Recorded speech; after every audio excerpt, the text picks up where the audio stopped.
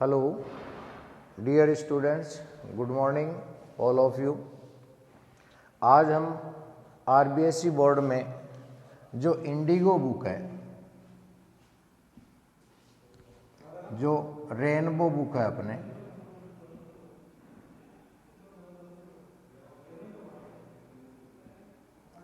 RBSE board में जो prescribed है बोर्ड द्वारा रेनबो बुक, उसकी जो पोइम है उसके बारे में चर्चा करेंगे। जो पोइम है वो बोर्ड में सिलेबस में आरबीएसई बोर्ड में 10 मार्क्स की आती है और सिलेबस में जो पोइम है वो है हमारे 5 पोइम है, 5 पोइम है। इसका मतलब प्रत्येक पोइम है वो मिनिमम से मिनिमम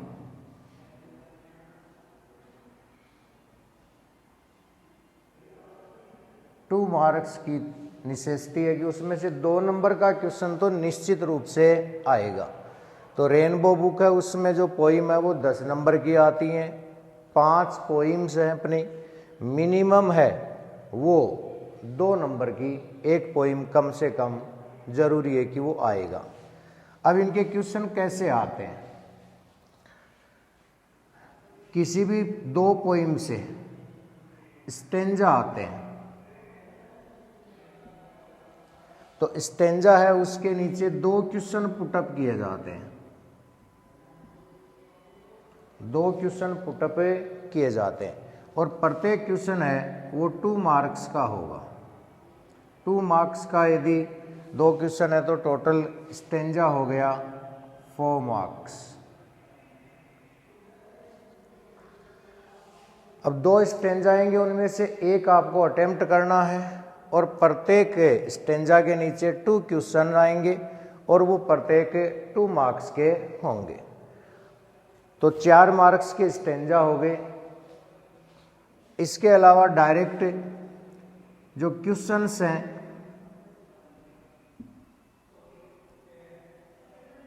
पोइम से वो 4 क्वेश्चंस आएंगे।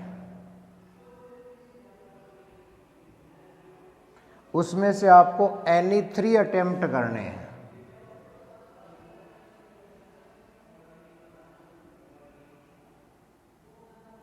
एनी 3 अटेम्प्ट करने हैं। तो प्रत्येक क्वेश्चन 2 नंबर का होगा, तो टोटल हो गए 6 नंबर के। 6 और 4 टोटल 10 नंबर की पोइम से बोर्ड सिलेबस में आरबीएसई बोर्ड में आएंगी। एक बार फिर रिपीट कर देते हैं इनका सिलेबस। रेनबो बुक में जो पोइम्स हैं अपनी वो 10 मार्क्स की आएंगी। 5 पोइम्स अपने सिलेबस में हैं। मिनिमम 2 मार्क्स का क्वेश्चन ईच पोइम से आएगा। ईच पोइम से 2 मार्क्स का क्वेश्चन आएगा। कैसे कैसे आएंगे? स्टेंजा है उसके अंदर 2 क्वेश्चन आएंगे।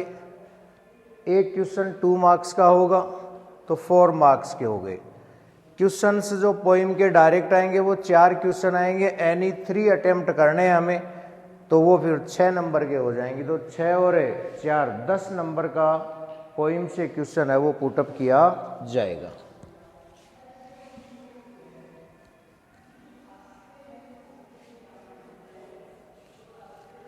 आज हम सबसे पहले जो नोबल नेचर है पोइम है, चैप्टर नंबर 12।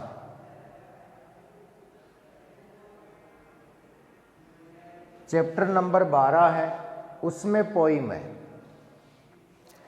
पोइम का नाम है द नोबल नेचर और ये लिखी गई है बेन जॉनसन के द्वारा।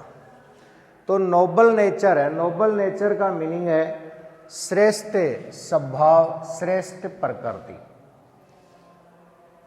नोबल मीन्स श्रेष्ठ, नेचर मीन्स प्रकृति। तो जो श्रेष्ठ प्रकृति है, इसका कहने का मतलब है कि जैसे प्रकृति में श्रेष्ठ बातें होती हैं, उसी प्रकार ह्यूमन बीइंग की लाइफ में भी कुछ ऐसी बातें हैं जिससे ह्यूमन बीइंग है वो नोबल नेचर हो जाता है, यानी उसका स्वभाव भी सर्वश्रेष्ठ माना जाए। इस पोइम में इन लाइनों में ये समझाया गया है कि प्रकृति में जो श्रेष्ठ चीज़ें हैं वो ह्यूमन बीइंग पे भी इम्प्लीमेंट होती हैं। बेन जॉनसन ने उसके बारे में कहा है, जैसे पहली लाइन है, it is not growing like a tree. Growing यानी इंक्रीजिंग होना।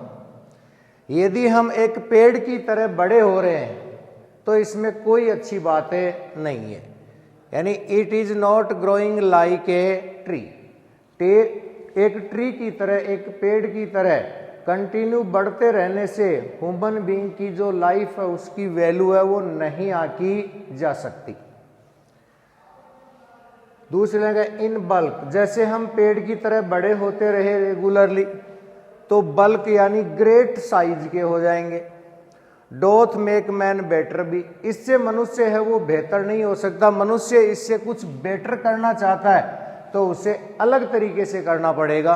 पेड़ की तरह बढ़ते रहना और एक बड़ी साइज हासिल कर लेना, इससे मनुष्य को हम बेटर नहीं कह सकते, इससे मनुष्य बेटर हो ही नहीं सकता। पेड़ की तरह बढ़ते रहना उसकी लाइफ की वैल्यू नहीं है। जैसे रोजाना पेड़ बढ़ता रहता है और स्टैंडिंग लॉन्ग एन ओक, एक ओक के पेड़ की भांति खड़ा रहता 300 ईयर्स। तो जिस प्रकार एक पेड़ बड़ा हो रहा है और वो लगातार 300 वर्षों तक खड़ा रहता है, लेकिन फिर भी वो पेड़ है, वो क्या होता है, to fall a log at last, अंत में वो एक सूखे लट्ठे की भांति, लॉग मीन्स ड्राई वुड, सूखी लकड़ी की भांति, सूखे लट्ठे की भांति वो गिर जाता है, ड्राई हो जाता है, ब्लेड यानी उसमें कोई लीफ भी नहीं रहती है और सियर मुरझा जाता है वो। तो पत्तीहीन होकर, मुरझाकर, सूख कर अंत में वो पेड़ गिर जाता है, जिसकी एज बताई है 300 ईयर्स। यदि इसी प्रकार ह्यूमन बीइंग भी, मनुष्य भी पेड़ की तरह बढ़ता रहे, चाहे उसकी उम्र 300 वर्ष हो जाए, उसकी लाइफ की वैल्यू इससे नहीं आंकी जा सकती। तो पहली जो ये 4 लाइन है, जिन्हें हम 4 लाइन जो भी होती है उनको इंग्लिश में कहा जाता है स्टेंजा। तो इस स्टेंजा में एक ह्यूमन बीइंग की लाइफ को कंपेयर किया गया है कि जिस तरह एक ओक का पेड़ 300 वर्ष तक खड़ा रहता है लेकिन अंत में गिर जाता है बिना किसी उपयोग के, उसका कोई उपयोग नहीं होता। अब इसके कंपैरिजन में मनुष्य का जीवन, ह्यूमन बीइंग की लाइफ कैसी होनी चाहिए, उसका उदाहरण दूसरे पेड़ से दिया गया है, जिसका एक छोटा सा प्लांट होता है जिसका नाम है लिली। अब ओक का पेड़ है, उसकी एज बताई है 300 ईयर्स, जबकि लिली का पेड़ है वो तो 1 डे का होता है। तो एक लिली है वो छोटा सा पौधा होता है जिसकी एज है वो मात्र कितने दिन है, 1 दिन उसकी आयु है। इज फेयर फार इन ए मई, वो मई के महीने में खिलता है, अपने फूल है वो निकलते हैं। Although it fall and die the night, यदि वो उसी रात है वो खिलता है, उसी रात उसके जो फूल हैं वो गिर जाते हैं, और डाई द नाइट, और उसी रात उसकी मृत्यु हो जाती है। लेकिन उसकी लाइफ का जो टाइम पीरियड है वो विशेष महत्वपूर्ण टाइम पीरियड है, वो ओनली फॉर ए 1 डे है, लिली का जो टाइम है। तो 1 दिन के लिए वो पेड़ है, छोटा सा प्लांट है, वो खिलता है मई के महीने में, यद्यपि वो उसी रात गिर जाता है, मर जाता है।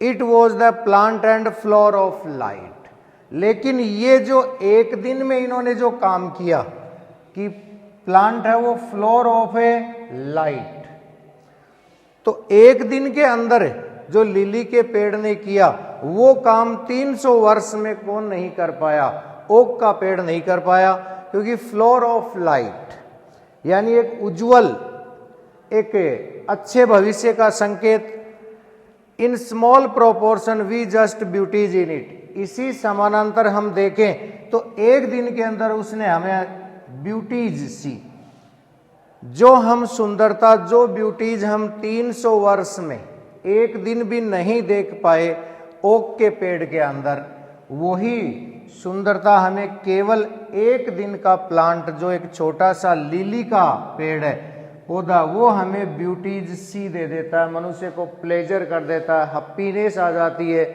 उसका मूड है वो हैप्पी हो जाता है इंसान का, एक दिन जो लिली का पेड़ देखता है उससे। And in short measure life may be perfect. तो अंतिम लाइन में कवि जो बेन जॉनसन है, उन्होंने इसका सार निकाला कि and in short measure life may be perfect, यानी जरूरी नहीं कि आपका लॉन्ग लाइफ हो तो ही परफेक्ट हो, शॉर्ट मेजर यानी छोटा सा जीवन भी आपका पूर्ण हो सकता है। अब इस लाइन का काफी गहरा अर्थ है कि इन शॉर्ट मेजर लाइफ में परफेक्ट भी, एक दिन का जीवन भी पूर्ण हो सकता है, जबकि 300 वर्ष तक ये रहा उसका फिर भी जीवन पूर्ण नहीं कहलाया। क्यों नहीं कहलाया? इसी से क्वेश्चन क्रिएट होता है कि लिली की क्वालिटीज क्या हैं और ओक की क्वालिटीज क्या हैं। तो ओक की क्वालिटीज हैं वो इंसान को अट्रैक्टिव नहीं करते, उसके जीवन के जो नीड्स हैं, नोबल वर्क हैं, वो नहीं कर पाया। लेकिन एक दिन यदि इंसान का उसी प्रकार जैसे ओक का पेड़ और लिली का है, इसमें से ह्यूमन बीइंग की लाइफ है, वो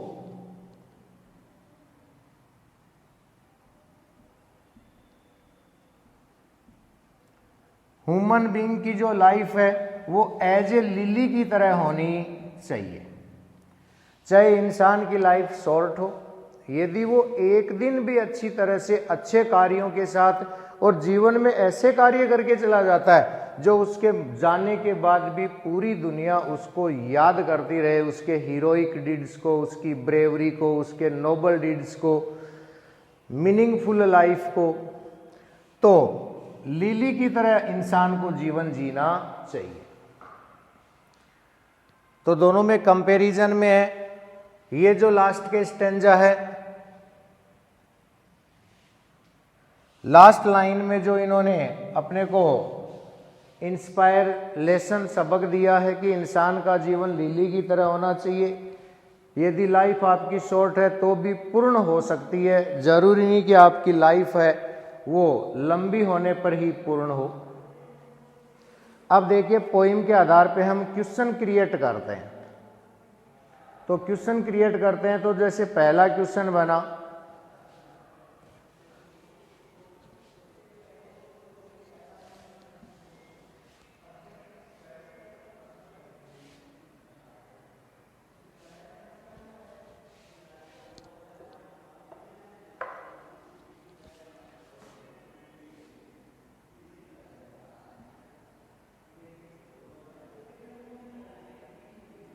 What symbols does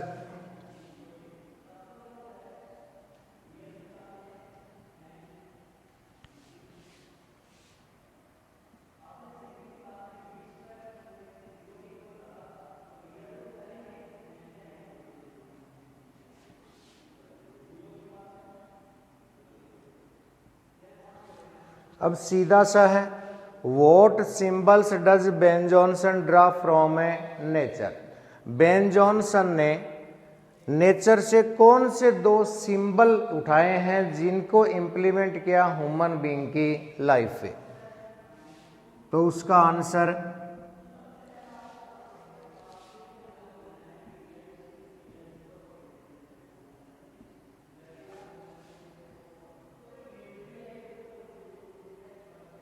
Ben Jonson draws. अब देखिए क्वेश्चन का आंसर देने का तरीका, यहां अपने को क्वेश्चन पूछा है प्रेजेंट सिंपल टेंस में। तो इंग्लिश लैंग्वेज में यदि क्वेश्चन जिस टेंस में पूछा जाता है हमें आंसर भी उसी टेंस में देना चाहिए। दो उठाए आप पोइम के आधार पे, पोइम आपके सामने, इसमें से दो सिंबल जो नेचर से लिए गए हैं उनका नाम बेन जॉनसन ड्रा फ्रॉम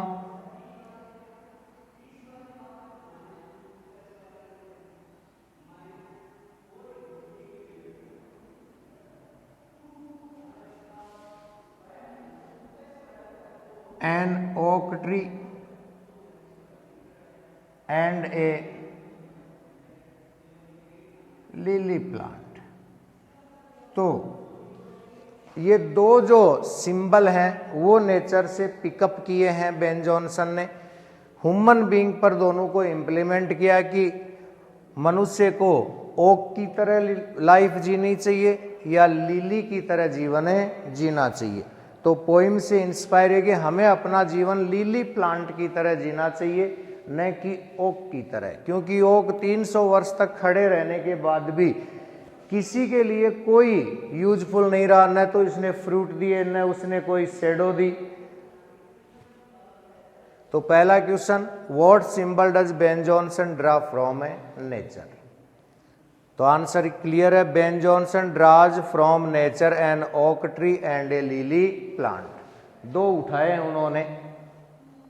अब second question, mention the qualities of an okay.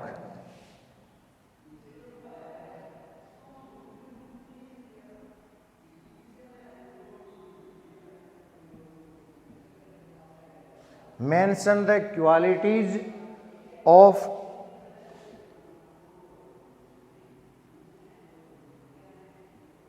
N oak, की क्वालिटीज क्या है ओक की, वो हमें बतानी है। तो ओक की क्वालिटीज जैसे पोइम की लाइन में है, एन ओक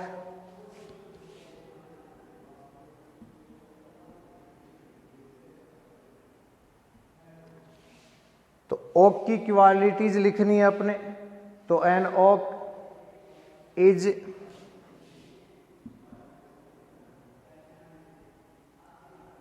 बल्कि इन ए साइज, पहली क्वालिटीज। जैसे ओक की क्वालिटी है कि बल्क की तरह हमें नहीं बढ़ना चाहिए, तो एन ओक इज ए बल्कि इन ए साइज। ओक का पेड़ होता है, उसका आकार काफी बड़ा होता है। इट हैज ए लॉन्ग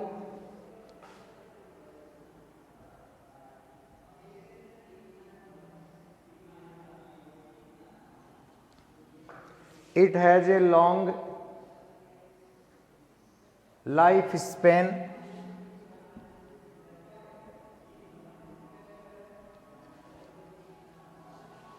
जिसका यहाँ मेंशन किया गया है, हमने इसको अपनी भाषा में it has a long life span, इसका जीवन बहुत लंबा है।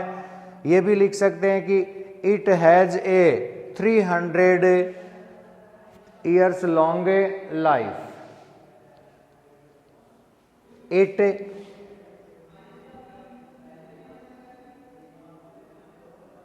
does not give fruits, न तो ये किसी प्रकार के कोई फ्रूट्स देता है, और फ्लावर्स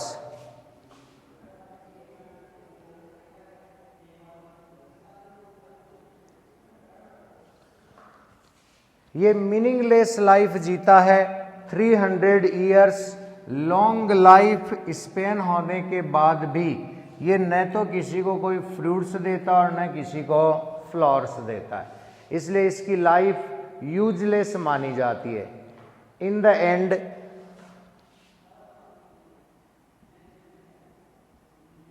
और अंत में फॉल हो जाता है, गिरे जाता है, लाइक ए लॉग, एक सूखे लट्ठे की भांति ये गिर जाता है। Dry blade and a sere, dry blade and sere, ये ओक की क्वालिटीज हैं। तो जैसे पोइम का एक्सप्लेन किया तब बताया गया था कि ओक का पेड़ है उसकी ग्रेट साइज होती है, बल्कि साइज को दूसरे शब्दों में हम कह सकते हैं ग्रेट साइज, बड़े आकार का होता है। उसकी लाइफ जो 300 ईयर है उसको अपने यूज गया। It has a long life span it does not give fruits and flowers, ये कोई फल नहीं देता, कोई फूल नहीं देता, इसकी लाइफ यूजलेस होती है। इन द एंड, और अंत में ये गिर जाता है एक सूखे लकड़ी के लट्ठे की भांति, ड्राई ब्लेड और सीयर होकर।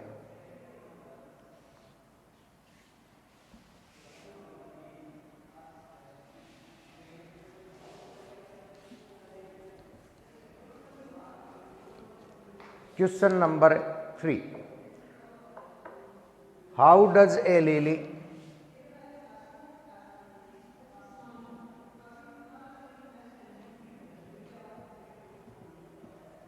How does a lily of a day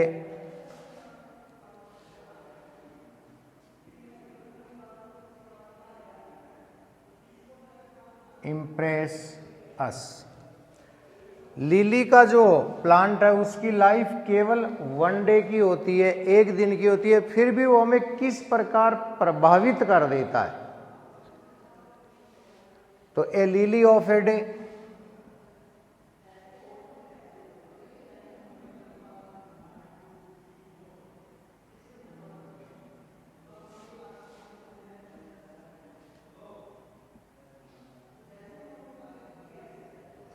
A lily of a day impress us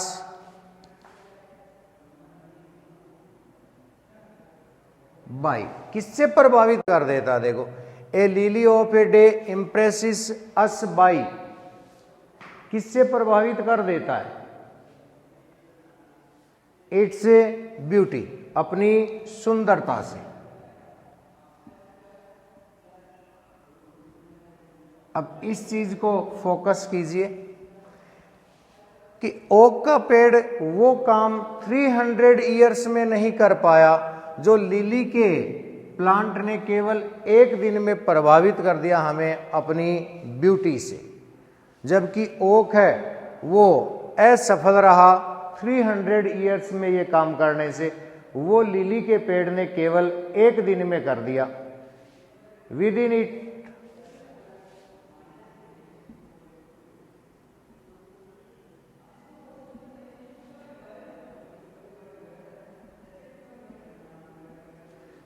within it short life,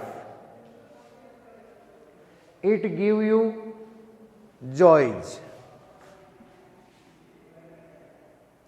तो within it short life, अपने छोटे जीवन में भी it gives joy।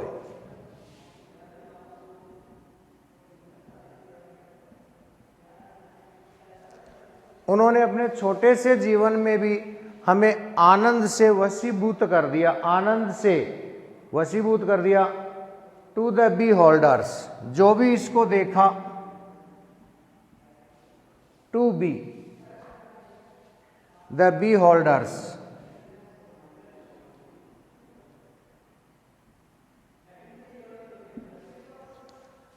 तो लिली के पेड़ ने इंप्रेस किया अपनी सुंदरता से। With in it short life it give joys to be the beholders. Beholders यानी जो इसको देखने वाले हैं, आई कैचिंग, जिन्होंने अपनी आंखों से देखा, उन्होंने उसकी सुंदरता का आनंद लिया। Its beauty cast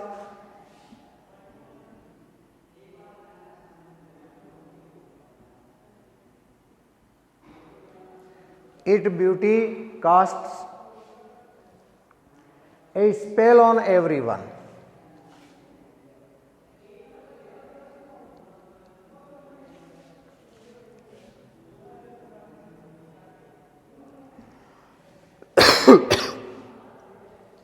spell on everyone.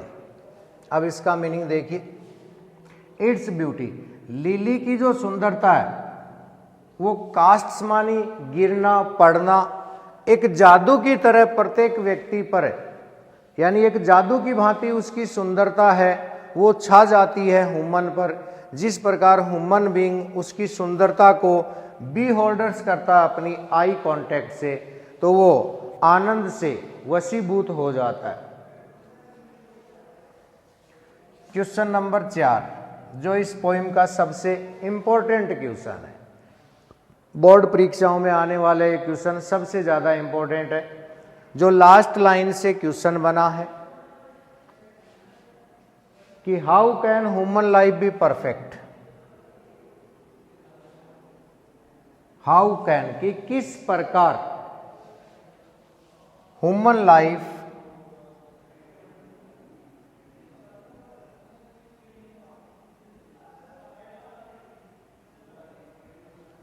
कि how can human life be perfect according to the poet, कवि के अनुसार।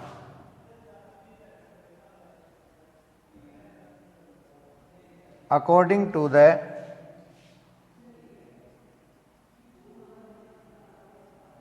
पोइट।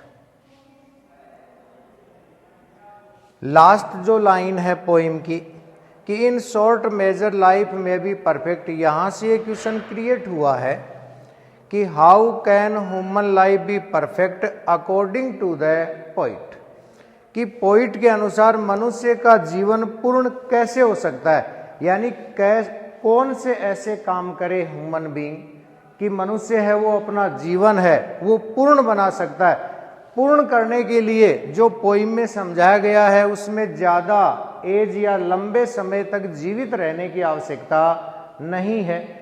लंबे समय तक तो जीवित खड़ा रहा कौन, ओक का पेड़, फिर भी वो इंप्रेस नहीं कर पाया, फिर भी वो अपनी ब्यूटी नहीं दे पाया, फिर भी वो लोगों को आनंद नहीं दे पाया।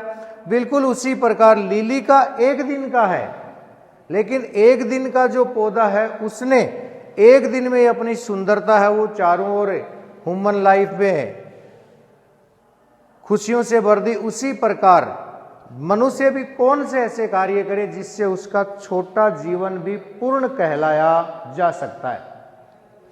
तो पहले क्वेश्चन के आधार पे जैसे आपको बताया कि प्रत्येक क्वेश्चन में जो टेंस यूज किया जाता है वही टेंस आंसर में हमें यूज करना चाहिए। तो according to the poet,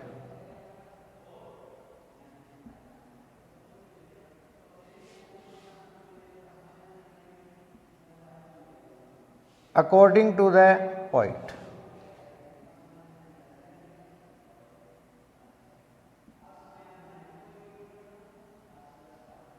human life can be perfect, human life can be perfect, यानी कवि के अनुसार मनुष्य का जीवन पूर्ण हो सकता है। Of it,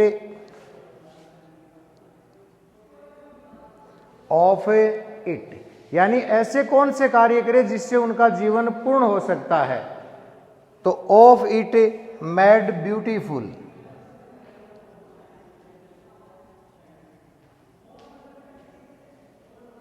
made beautiful, worthwhile,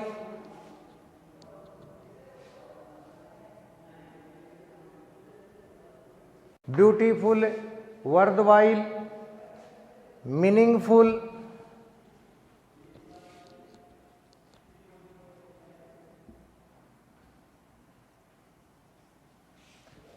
तो worthwhile, meaningful and achieving like a lily.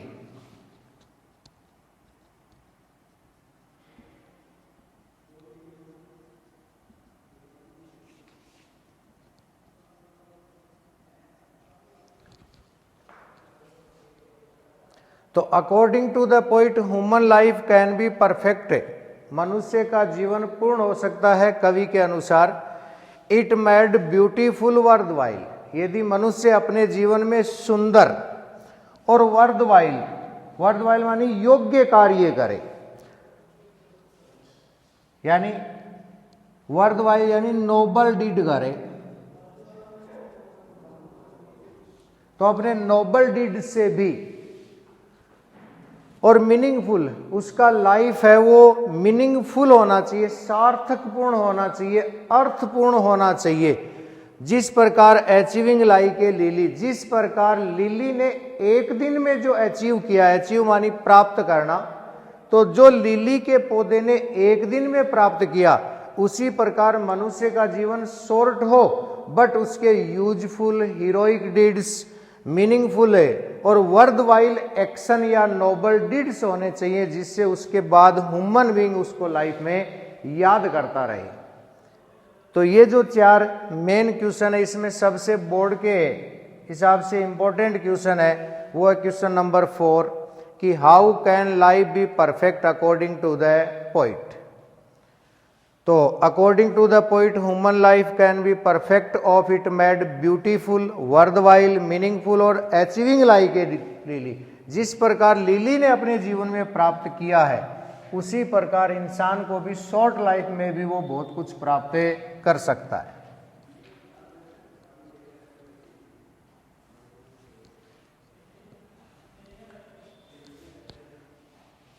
अब इसके कुछ एडिशनल क्वेश्चंस। अब कंपैरिजन करें कि हाउ इज ए लिली, जैसे आपको एज ए होमवर्क के रूप में क्वेश्चन है वो मैं दे रहा हूं। How is a lily, question number 5, how is a lily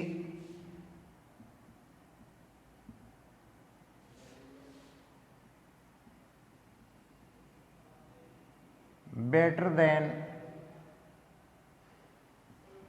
N oak. जैसे यहां पर है कि लिली का जो ओक का पेड़ है उससे लिली का जीवन बेहतर क्यों बताया गया है।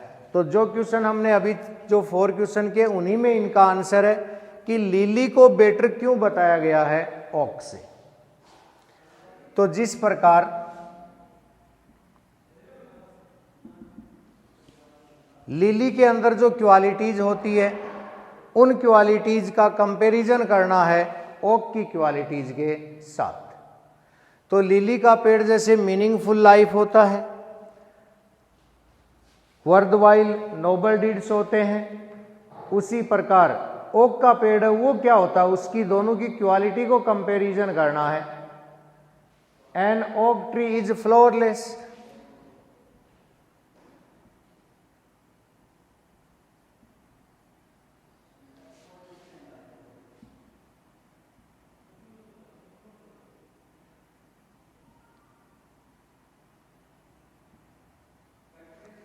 ओक का पेड़ होता है वो फ्लोरलेस होता है, फ्रूटलेस होता है।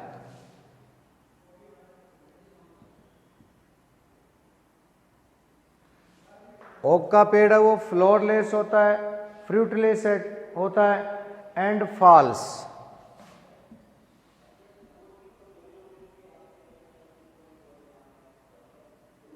And falls as. अब देखो जो पहले क्वेश्चन में आया था कि एट लास्ट फॉल्स किसकी तरह वो गिर जाता है, एज ए लॉग। अब ये क्वालिटीज बताई गई है किसकी, ओक के पेड़ की। देखो अब क्वालिटीज तो हैं ही, अब वो ह्यूमन बीइंग में लाइफ में यूजफुल है या नहीं है, लेकिन ओक का पेड़ है उनकी अपनी क्वालिटीज। क्वालिटीज का मतलब केवल और केवल उनके जो गुण होते हैं उन्हीं से नहीं, जो भी उसकी विशेषता होती है, फीचर्स होते हैं कि ओक का पेड़ है वो फ्लोरलेस है, फ्रूटलेस है, फॉल्स एज ए लॉग है, वाइल ए लिली गिव्स। अब इसके कंपैरिजन में लिखें वाइल ए लिली, जबकि लिली क्या करती है, while a lily gives joy to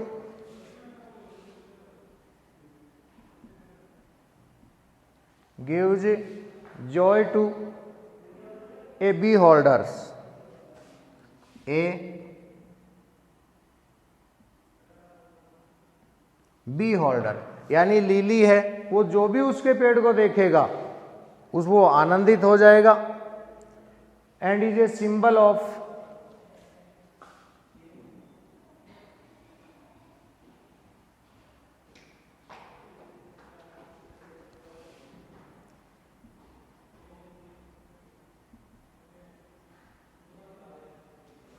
symbol of meaningful life.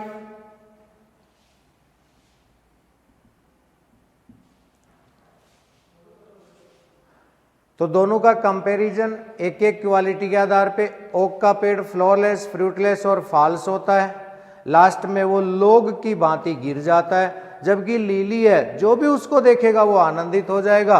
और सिंबल है, एक प्रतीक है, सिंबल मीन से प्रतीक, प्रतीक है सार्थकपूर्ण जीवन का। So it is better.